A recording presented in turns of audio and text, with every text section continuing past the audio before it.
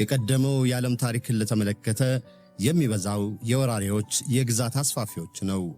የሚገርመው ታሪካቸው በጀግንነት ውዳሴ መጻፉ ነው። የነ ታላቁ እስክንድር፣ ጴጥሮስ መሰል ከአውሮፓ የተነሱ ዓለምን የቀየሩ መሪዎች ታሪክ በዚህ ረገድ ይጠቀሳል። ከእስያ የሞንጎል ምድር ተነስቶ በዓለም እጅግ ሰፊ ግዛት ያለው ስርወ መንግሥት የመሠረተ ገንጊስ ካህንን የሚያህል ግዛት አስፋፊ የለም ይባላል።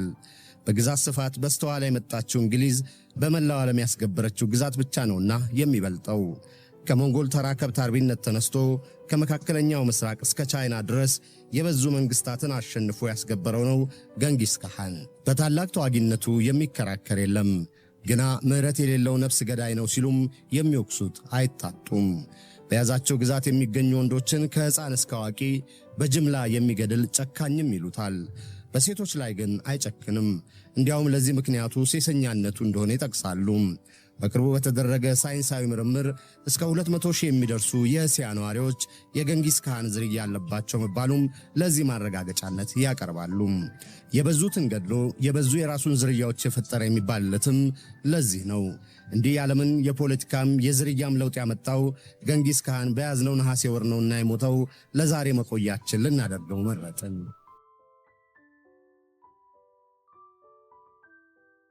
ገንጊስ ካህን የ12ኛው መቶ ክፍለ ዘመን አጋማሽ አካባቢ ነው በማዕከላዊ ሞንጎሊያ የተወለደው። በዘመኑ ከብት አርቢ የነበሩት ሞንጎላውያን በአንድ መሪ ስር የሚተዳደሩ አልነበሩም።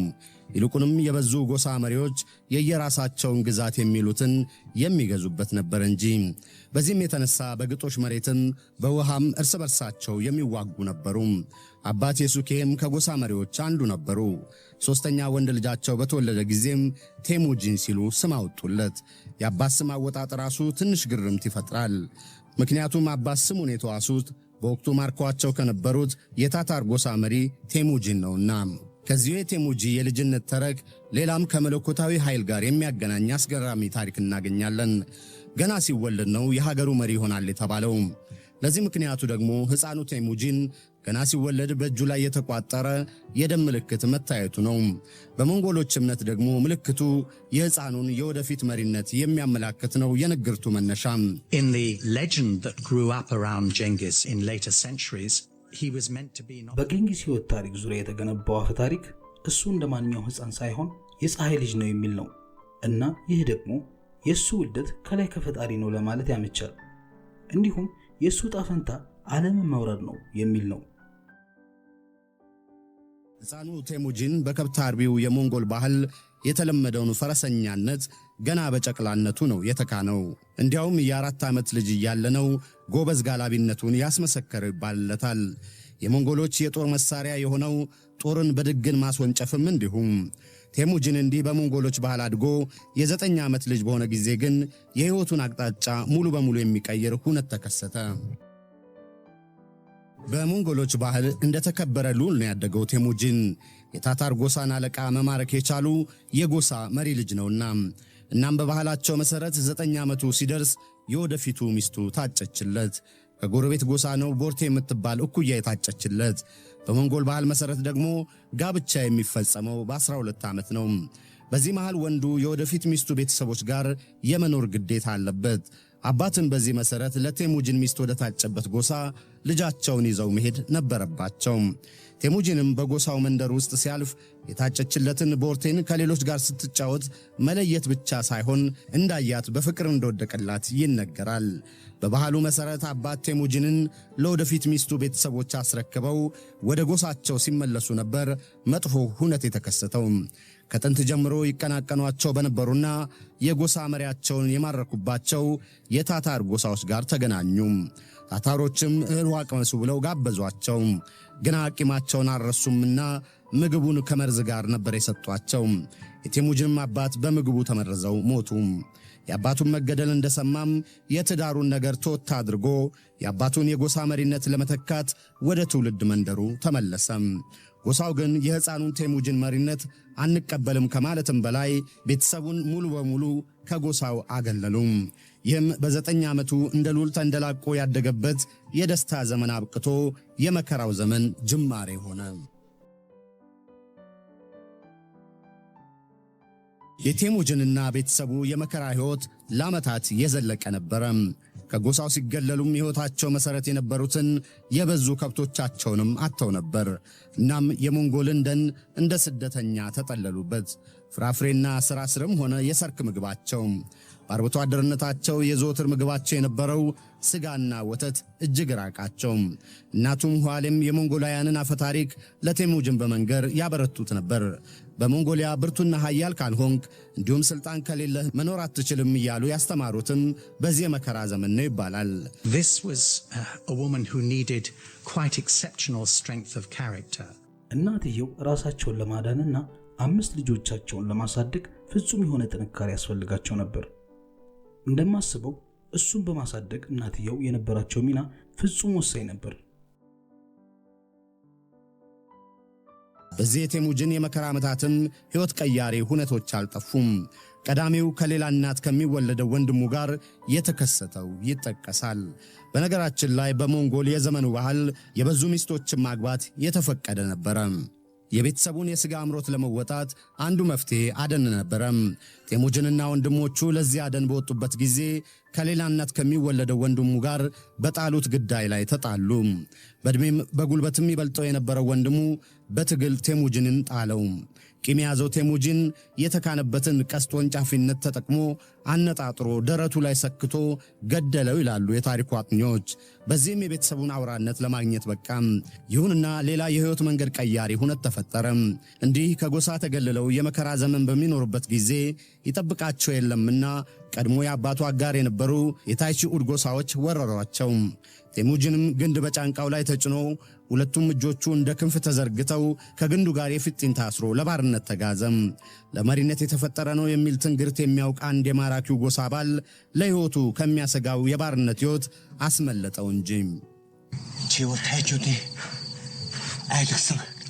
It's because you're a clever young man that they are afraid of you. Just stay where you are. አንተ ብሉ ወጣት ስለሆንክ ነው እነሱ የሚጠሩህ። ስለዚህ ባለህበት ቆይ። እኔ እንዳየሁ ለማንም አልናገርም።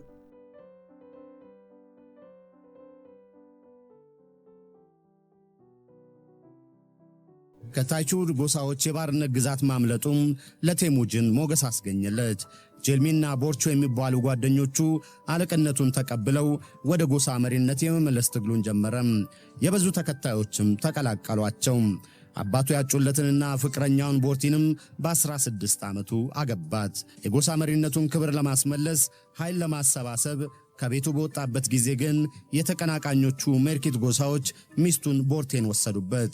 ለጎሳውም መሪ በስጦታነት ቀርባ አገባት። ቴሙጅን ግን ያለውን ኃይል አሰባስቦ በማጥቃት አሸንፎ ሚስቱን ቦርቴን አስመለሰም። ይሁንና ቦርቴ ከ9 ወራት በኋላ ጆቺ የተባለ ልጅ ወለደች። የጎሳው ሰዎች ግን በተማረከችበት ጊዜም የተቀናቃኙ ሜርኪት ጎሳ መሪ ደፍሯታል። እናም ልጁ የቴሙጅን አይደለም በማለት አንቀበልም አሉ። ቴሙጅን ግን ልጁ የኔ ነው ሲል ተቀበለ። የጆቺ ልጅ አይደለም ንትርክ ግን በስሮ መንግስቱ ዘመን ሁሉ ያልተፈታ ችግር መሆኑ አልቀረም።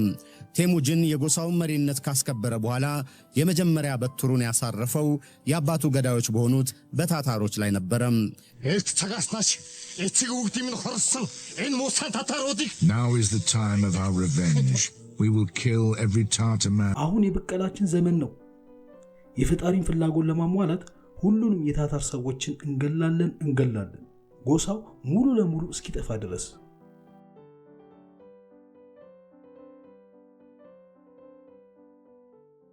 ፈጣን ፈረሰኛነትና ቀስት ወንጫፊነት ያደራጀው ጦር ታታሮችን በቀላሉ አሸነፈም። ቴሙጅንም አንድም የታታር ወንድ እንዳይተርፍ በማዘዙ ጎሳ ወንድ ጠፋበት ይላሉ ተራኪዎቹም። ቀጣዩ ዘመቻ ደግሞ ለባርነት ያጋዘው የታይቺ ኡድ ጎሳ ሆነም። ቴሙጂ በሰነዘረው ተከታታይ ጥቃት ድልን ተጎናጸፈም። ለተቀናቃኞቹ ምሕረት የለሽነቱን ለማሳየትም እዚህም ወንዶቹን ገደላቸው። የጎሳ መሪውንማ በቁም ቀቀለው ይላሉ የታሪኩ አጥኚዎች። በእነዚህ ሁላ ድሎቹ ግን በሴቶች ላይ አይጨክንም ነበር። እንዲያውም የበዙትን ዕቁባቶች ያደርግ እንደነበረ ይነገራል። ትልቅ የሚባለውን የናይማን ጎሳን አሸንፎም ማዕከላዊና ምስራቅ ሞንጎሊያን በእጁ አደረገ።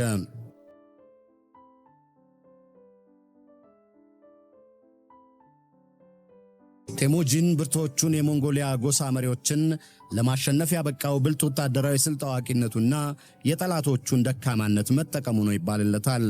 በተለይ ለስለላ ትኩረት መስጠቱ እዚህ ይጠቀሳል። የበዛ የስለላ መዋቅር በመዘርጋት የጠላቶቹን ድክመት በማወቅ በተለይም ያኮረፉትን ለራሱ ድል መጠቀም ያውቅበታል ይሉታል አጥኚዎቹም። ከጠላቶቹም ቢሆን ምርጥ ወታደራዊ ስልትን ከመቅሰም ወደ ኋላ አይልም። His military tactics are endlessly inventive, endlessly flexible and የሱ ወታደራዊ ጥበብ ሁሉ ጊዜ አዳዲስ ዘዴዎችን የሚፈጥር ነው። ሁሉ ጊዜ ተለዋዋጭ ነው። እንዲሁም አዳዲስ ሐሳቦችን የሚያካትት ነው። እናም ከሌሎች ሰዎች አዲስ ነገር ካገኘ ይቀበላል፣ ይከፍላቸዋል፣ እነሱም ስራውን ይሰሩለታል። እናም ሞንጎሎች መስራት የማይችሉትን ሌሎች እንዲሰሩላቸው ያደርጋል።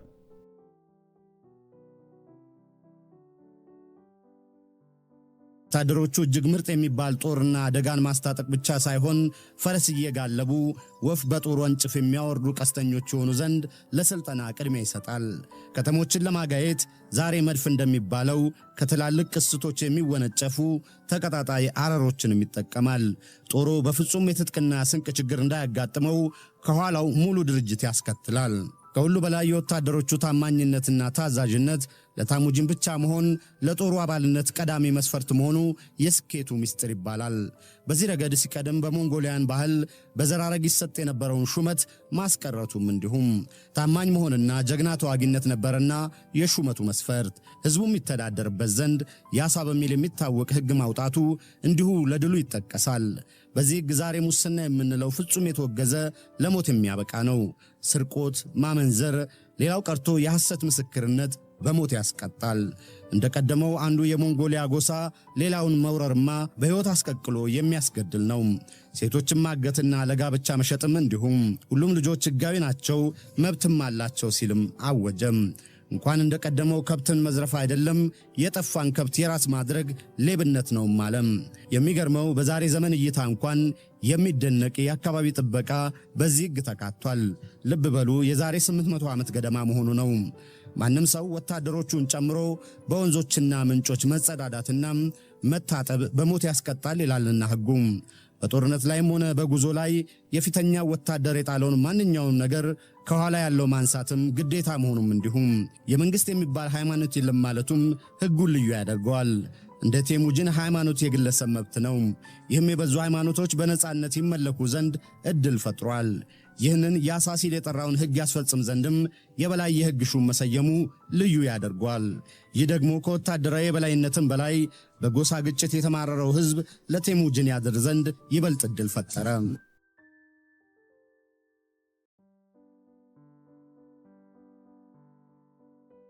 በወታደራዊ ኃያልነቱ ትላልቅ የሚባሉትን የሞንጎሊያ ጎሳዎችን ማሸነፉን ያዩና ለመጀመሪያ ጊዜ በምድሪቱ ሚዛናዊ የሚባል ሕግ አውጥቶ ሕዝቡን በእኩልነት ማስተዳደሩ ተከታይ ስላበዛለት የቀሩት ጎሳዎች በሙሉ በፈቃደኝነት ይገብሩ ዘንድ ተገደዱ። በመላው ሞንጎሊያ የጎሳ አስተዳደር ቀርቶ በአንድ መሪ ሀገሩ ይተዳደር ዘንድ የነበረው ሕልምም ተሳካለት። የገበሩት የሞንጎሊያ ጎሳ መሪዎችም ተሰብስበው ገንጊስ ካን የሚል የማዕረግ ስም ሰጡት። ይህም የህዋ ሁሉ መሪ ዩኒቨርሳል ኪንግ እንደማለት ነው። ማዕረጉ ደግሞ ከፖለቲካ መሪነትም በላይ መንፈሳዊ ክብርም ያለው ነው። ሞንጌኬ ኮኮ ቴንጌሬ የሚል ማዕረግም በመንፈሳዊ መሪ የተጨመረለት ለዚህ ነው። ያለ የነበረ ወደፊትም የሚኖረው ሰማያዊ ሰማይ ተወካይ እንደማለት ነውና።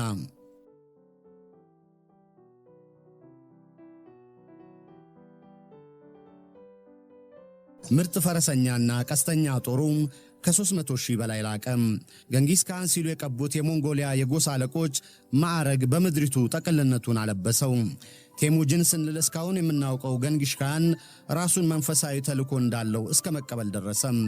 እኔ የፈጣሪ በትር ነኝ፣ የበዛ ኃጢአት ባትፈጽሙ ኖሮ እንደኔ አይነት የከፋ ቀጪ አይላክባችሁም ነበር ሲል የተናገረውና ስሙ በተነሳ ቁጥር የሚጠቀስ ንግግሩ ለዚህ አብነት ነው። የሞንጎሊያ ምድር ጠቅልነቱን ያረጋገጠው ገንጊስ ካን የዘመቻውን ግንባር የመለሰው ወደ ቻይና ነበረ። ለዚህም አንዱ ምክንያት በሚገዛው የሞንጎሊያ ምድር የሀብት እጥረት መኖሩ ነው ይላሉ። የተትረፈረፈ ሩዝ የሚታፈስበትና የሀብት ምድርን ይገዛ በነበረው የሺሺያን መንግሥት ላይ ዘመተ። ለ2 ዓመታት በዘለቀው ውጊያም ድል ተቀዳጀ። በጠንካራ የመከላከያ ግንቦች የታጠሩት ከተሞች እንኳን ሊያቆሙት አልተቻላቸውም። በዚህ ድል በቃኝ ያላለው ገንጊሽ ካን ወደ ሰሜን ቻይና አቅንቶ የጂን ስርወ መንግስትንም ገጠመ። የጂን ስርወ መንግስት ግን በቀላሉ የሚሸነፍ አልሆነም። ይሁንና ከቻይና ወገን ስህተት ተሰራ። አንድ ከፍተኛ አዛዣቸውን ለድርድር ላኩ።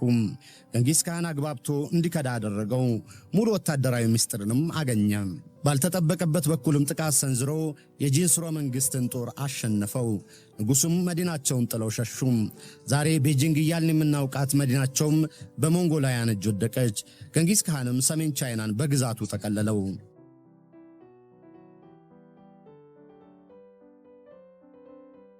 ገንጊስ ካን በመቀጠል አይኑን የጣለው በእስልምና ስርዓት በሚተዳደረው ख्वारेज़ሚያ ስርወ መንግስት ላይ ሆነም። ይህ የካስፒያን ባህርና የፐርሺያ ባህረ ሰላጤን ጨምሮ እስከ አረቢያን ባህር ድረስ ያለው ግዛት በሻህ መሐመድ ነበር የሚተዳደረው። የግዛት አፍጋኒስታን፣ ቱርኪስታንና ፐርሺያን ጠቅሎ የያዘ ነው። ገንጊስ ካን ከሻህ መሐመድ ጋር መወዳጀት ለሐር ንግዱ መጥቀሙን አላጣውምና ልኡካኑን መላኩን አጥኚዎቹ ይናገራሉ። ይሁንና ልኡካኑ የንግድ ግንኙነት ለመመስረት የመጡ አይደለም፣ ሰላዮች ናቸው በሚል አንድ የድንበር ግዛት አስተዳዳሪ ጥቃት ሰንዝሮ ብዙዎቹን ገደለም። ገንጊስ ካንም ለዋናው ንጉሥ ሻህ መሐመድ የግዛቱ አስተዳዳሪ እንዲቀጣ የሚጠይቅ ልኡካን ደግሞ ላከም። ምላሹ ግን በልኡክነት ከተላኩት አንዱ የእስልምና ተከታይ መገደል እንዲሁም የሌሎችን ጸጉር ሸልቶ ማቃጠል ሆነም። ይህ ደግሞ ወትሮም ለጦርነት ምክንያት ለሚፈልገው ገንጊስ ካን በቂ ነበርና ጦሩን አዘመተም። 200 ሺህ ወታደሮችን አዝምቶ ጦርነቱን ከፈተው። በዚህ ዘመቻ ገንጊስ ካን እጅግ ጨካኝነቱን ማሳየቱ ይነገራል። በተለይ ቀዳሚ ልኡካኑን የገደለበት የድንበር ግዛት መዲናም ኦትራንን የጥቃቱ መጀመሪያ ነበረች። ጦርነቱን ባሸነፈ ጊዜም ከተማዋን ሙሉ በሙሉ አጥፍቶ የከተማዋን ነዋሪዎች ሴት ከወንድ ሳይለይ የበዙቱ መገደላቸው ይነገራል። እንዲያውም የሞቱት ሰዎች ከመብዛታቸው የተነሳም የአጥንት ተራራ ተሰራ ይላሉ ተንታኞቹም። ልኡካኑን የገደለበት የግዛቲቱ አስተዳዳሪም በአደባባይ የቀለጠ ብር በጆሮውና በዓይኑ በማፍሰስ እንደገደለውም ይነገራል። ገንጊስ ካን ያደረገው በሚቀጥለው ዘመቻው ጠንካራ መከላከል እንዳይገጥመው ፍርሃት ለመልቀቅ ነው የሚሉ አሉ። በእርግጥ የሞንጎል ጦር ሲመጣ በራቸውን ወለል አድርገው የከፈቱ ከተሞች መኖራቸውም ለዚህ አብነት ይሰኛል። አይደለም የፍጹም ጨካኝነቱን የሚያሳይ ነው ሲሉም እንደ አረመኔ የሚቆጥሩትም አሉ። በዚህም ተባለ በዛ ገንጊስ ካን የख्वारेज़ሚን ስርወ መንግስትም ተቆጣጠረም። ሻህ መሐመድና ይተካቸዋል ሊባል የነበረው ልጃቸውም ተገደሉ።